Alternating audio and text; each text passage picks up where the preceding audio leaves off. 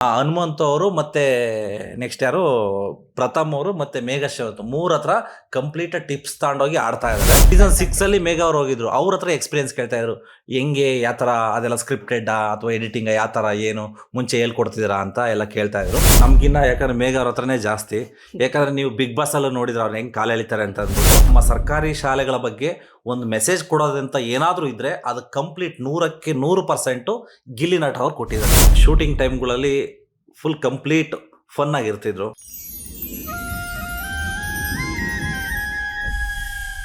Sir complete entire cinema travel ಆಗ್ತಾರೆ ಅವ್ರು. Actually ಇಂಟರ್ವಲ್ವರೆಗೂ ಮ್ಯಾಕ್ಸಿಮಮ್ ಇದೆ ಸರ್, ಆಮೇಲೆ ಸ್ವಲ್ಪ ಇದೆ. ಬಟ್ ಇಂಟರ್ವಲ್ವರೆಗೂ ತುಂಬ ಅಂದರೆ ಕಾಮಿಡಿ ನಮ್ಮ ಸರ್ಕಾರಿ ಶಾಲೆಗಳ ಬಗ್ಗೆ ಒಂದು ಮೆಸೇಜ್ ಕೊಡೋದಂತ ಏನಾದರೂ ಇದ್ದರೆ ಅದು ಕಂಪ್ಲೀಟ್ 100% ಗಿಲ್ಲಿ ನಟ ಅವ್ರು ಕೊಟ್ಟಿದ್ದಾರೆ. ಯಾಕಂದರೆ ನನಗಿನ್ನ ಹೆಚ್ಚು ಗಿಲ್ಲಿ ನಟ ಅವ್ರದ್ದೇ ಇದರಲ್ಲಿ ಮುಖ್ಯ ಪಾತ್ರ. ಸರ್ಕಾರಿ ಶಾಲೆಗಳಂತ ಬಂದಾಗ ತುಂಬ ಚೆನ್ನಾಗಿ ಮೆಸೇಜ್ ಕೊಟ್ಟಿದ್ದಾರೆ ಅವರು.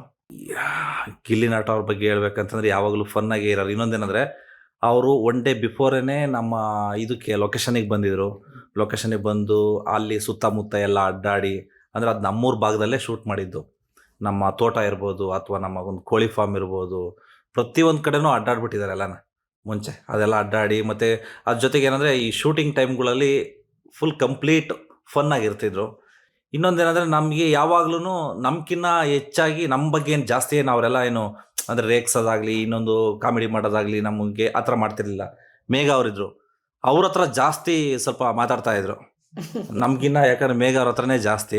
ಯಾಕಂದ್ರೆ ನೀವು ಬಿಗ್ ಬಾಸ್ ಅಲ್ಲೂ ನೋಡಿದ್ರೆ ಅವ್ರು ಹೆಂಗ್ ಕಾಲು ಎಳಿತಾರೆ ಅಂತ ಅಂದ್ಬಿಟ್ಟು ಮೇಘ ಅವ್ರನ್ನ ಹಂಗೆ ಕಾಲು ಎಳಿತಾರೆ. ಯಾಕಂದ್ರೆ ಇವರು ಸೀಸನ್ 7 ಅಲ್ಲ ಮೇಘ ಅವ್ರು ನೀವು ಹೋಗಿದ್ದು?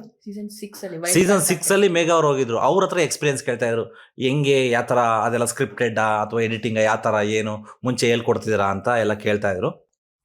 ಸೊ ಇವ್ರನ್ನ ಸ್ವಲ್ಪ ಇವರ ಒಂದು ಸ್ವಲ್ಪ ಹೇಳಿರೋ ಪಾಯಿಂಟ್ಸ್ಗಳನ್ನ ಲಡಾಪ್ ಮಾಡ್ಕೊಂಡಿದ್ದಾರೆ ಅಂತ ನಾನು ಅಂದ್ಕೊಂತೀನಿ. ಯಾಕಂದ್ರೆ ಇಲ್ಲ ಡೆಫಿನೆಟಾಗಿ ಯಾಕಂದರೆ ಬಿಗ್ ಬಾಸಲ್ಲಿ ಫಸ್ಟ್ ಇವ್ರನ್ನೂ ಕೇಳಿದ್ದಾರೆ. ಸೆಕೆಂಡ್ ಒನ್ನು ನಮ್ಮ ಪ್ರಥಮ್ ಅವ್ರ ಹತ್ರ ಅಂದರೆ ಅವ್ರದ್ದು ಬ್ಯಾಕ್ಗ್ರೌಂಡ್ ಸ್ಕೋರಲ್ಲಿ ಎಲ್ಲೋ ಒಂದು ಹತ್ರ ಕ್ರೌಡಲ್ಲಿ ಒಂದು ವಾಯ್ಸ್ ಅವ್ರದ್ದು ಒಂದು ಬರುತ್ತೆ.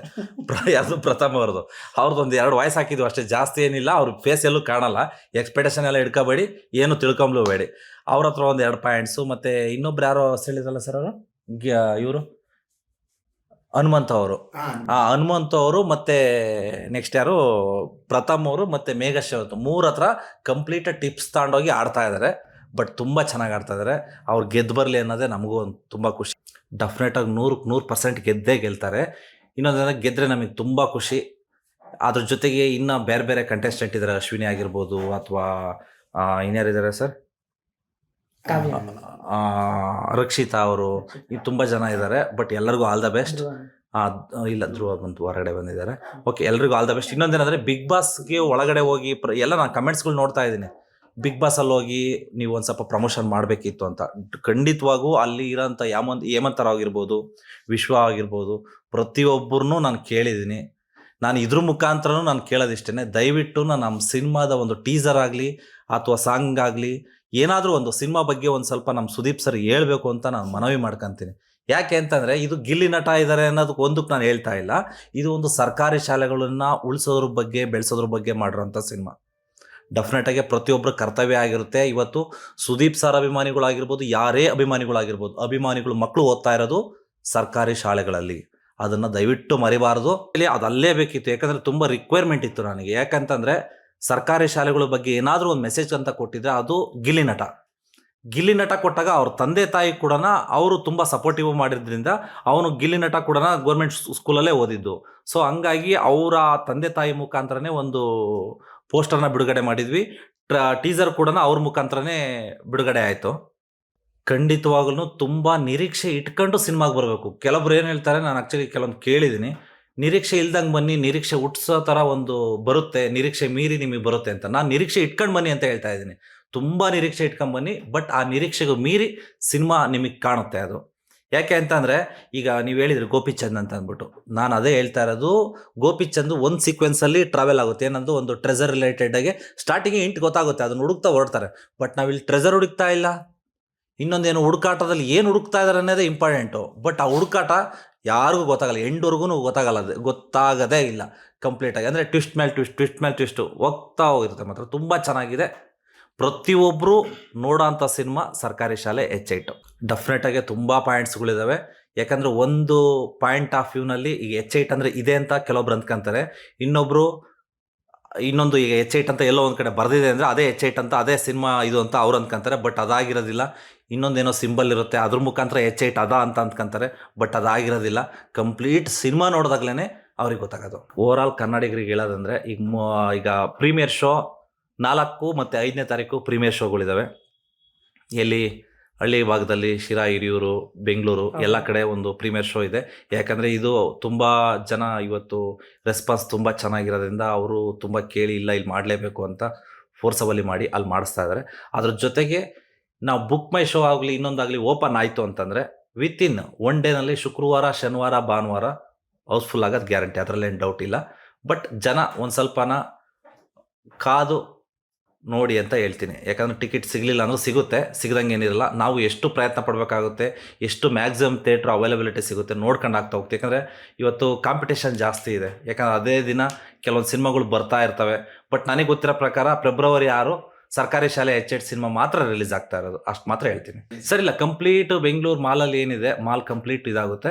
ಬಟ್ ನಮಗೇನಂದರೆ ಇನ್ನೊಂದು ವೀಕ್ ಇದೆ ಅನ್ಬೇಕಾದ್ರೆ ಗೊತ್ತಾಗೋದು, ಅದು ರಿಯಾಲಿಟಿ ಅಲ್ವಾ. ಈಗ ನಾನು ಎಷ್ಟೋ ಹೇಳ್ತೀನಿ ಅದಕ್ಕೆ ಅಷ್ಟು ಸಿಗೋದಿಲ್ಲ, ಅಲ್ಲಿ ನೋಡಬೇಕು, ಚಾನ್ಸೇ ಇಲ್ಲ ಸರ್. ಯಾಕೆ ಗೊತ್ತಾ, ಇನ್ನೊಂದು ಇದ್ರದ್ದು ಸಿನಿಮಾ ಯಾವುದೇ ಸಿನಿಮಾ ಆಗಲಿ ಪಾಸಿಟಿವ್ ನೆಗೆಟಿವ್ ಎರಡೂ ಹೇಳೇ ಬಿಡ್ತೀನಿ ಸರ್. ಈಗ ನಮ್ಮ ಸಿನಿಮಾದಂತಂದರೆ ಈ ಇನಿಷಿಯಲ್ ಪೊಸಿಷನಿಂದ ಇವತ್ತು ಫೈನಲ್ ಪೊಸಿಷನ್ ಅಂತ ಏನಿದೆ, ಪ್ರತಿಯೊಂದು ಅಂದರೆ ಚಿಕ್ಕ ಪುಟ್ಟ ಸೈಡ್ ಕ್ಯಾರೆಕ್ಟರ್ ಮಾಡಿರ್ತಾರೆ, ಅವ್ರ ಮುಖಾಂತರದಿಂದನೇ ಇವತ್ತು ರೆಕಗ್ನೈಸ್ ಆರ್ಟಿಸ್ಟ್ ಇದ್ದಾರೆ. ಅವರು ತುಂಬ ಪ್ರಮೋಷನ್ ತುಂಬ ಚೆನ್ನಾಗಿ ಮಾಡ್ತಾ ಇದ್ದಾರೆ. ಒಂದು ಚಿಕ್ಕ ಕ್ಯಾರೆಕ್ಟರ್ ಆಗಲಿ ಯಾವುದೇ ಆಗಲಿ ಪ್ರಮೋಷನ್ ತುಂಬ ಚೆನ್ನಾಗಿ ಮಾಡ್ತಾರೆ.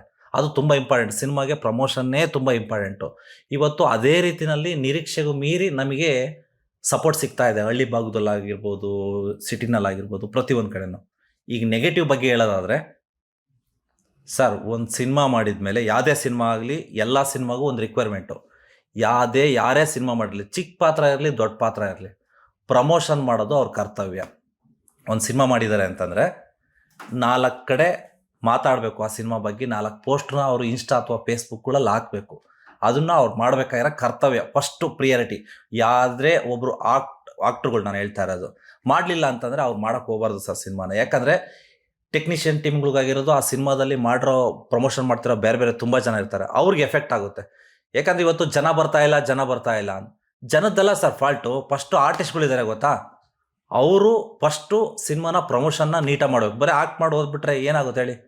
ಇವತ್ತು ಥಿಯೇಟ್ರ್ ಮುಂದೆ ಕಣ್ಣೀರು ಹಾಕ್ತಾ ಇದ್ದಾರೆ ಗೊತ್ತಾ, ಅದು ಥಿಯೇಟ್ರ್ ಮುಂದೆ ಕಣ್ಣೀರು ಹಾಕ್ತಾ ಇದ್ದಾರೆ. ಬಟ್ ಅವರು ಇಲ್ಲಿ ಯಾರೇ ಹೆಸರುಗಳ್ನ ತಾಳಕ್ಕೆ ಆಗ್ತಾ ಇಲ್ಲ. ಇವತ್ತು ನಾನು ಹೆಸರನ್ನ ತಾಳಕ್ಕೆ ಹೋಗಲ್ಲ. ಯಾಕಂದರೆ ಫೈನಲ್ ಸ್ಟೇಜ್ವರೆಗೂ ನಾನು ಕಾಯ್ತೀನಿ, ನನಗೂ ಒಂದು ಪೇಷನ್ಸ್ ಇದೆ. ಯಾಕಂದರೆ ಇವತ್ತು ಇಲ್ಲಿವರೆಗೂ ಇನ್ನೂ ತುಂಬ ಪೇಷನ್ಸಾಗಿ ಕಾಯ್ತಾ ಇದ್ದೀನಿ. ಯಾಕೆ ಅಂತಂದರೆ ಬಟ್ ತುಂಬ ಸಪೋರ್ಟ್ ಇದೆ ಸರ್, ತುಂಬ ಸಪೋರ್ಟ್ ಇದೆ.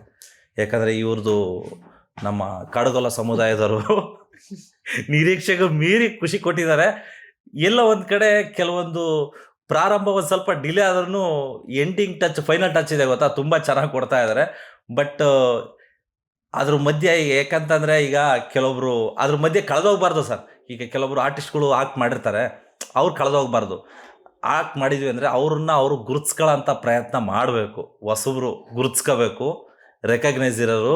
ಇನ್ನೊಂದು ಸಿನಿಮಾಗಳು ಅವ್ರಿಗೂ ಒಂದು ಪ್ರಿಯಾರಿಟಿ ಇರುತ್ತೆ. ಈಗ ಈ ಸಿನಿಮಾದಲ್ಲಿ ಇನ್ನೊಂದು ಸಿನಿಮಾ ಯಾವುದೇ ಒಂದು ಸಿನಿಮಾ ಮಾಡಲಿ, ಆ ಸಿನಿಮಾದಲ್ಲಿ ಅವ್ರದ್ದು ಇನ್ವಾಲ್ವ್ಮೆಂಟ್ ಇಲ್ಲ, ಆಕ್ಟ್ ಮಾಡಿ ಹೋಗ್ತಾರೆ ಅಂದರೆ ಡೆಫಿನೆಟಾಗಿ ನೆಕ್ಸ್ಟ್ ಅವ್ರಿಗೆ ಚಾನ್ಸಸ್ ಸಿಗೋದು ತುಂಬ ಕಡಿಮೆ ಆಗುತ್ತೆ ಅಂತ ನಾನು ಹೇಳ್ತೀನಿ. ಪ್ರತಿಯೊಬ್ಬರಿಗೂ ನಿರೀಕ್ಷೆ ಮೀರಿ ಸಿನಿಮಾ ತುಂಬ ಚೆನ್ನಾಗಿದೆ. ಇವತ್ತು ಸರ್ಕಾರಿ ಶಾಲೆಗಳು ಮುಳುಗು ಹೋಗ್ತಾ ಇದ್ದಾವೆ, ಅದಕ್ಕೊಂದು ಮೆಸೇಜ್ ಇದೆ. ಅದಕ್ಕಿಂತ ಹೆಚ್ಚಾಗಿ ನಿಮಗೆ ಕಂಪ್ಲೀಟ್ ಎಂಟರ್ಟೈನ್ಮೆಂಟ್ ಈ ಸಿನಿಮಾದಲ್ಲಿ ಸಿಗುತ್ತೆ.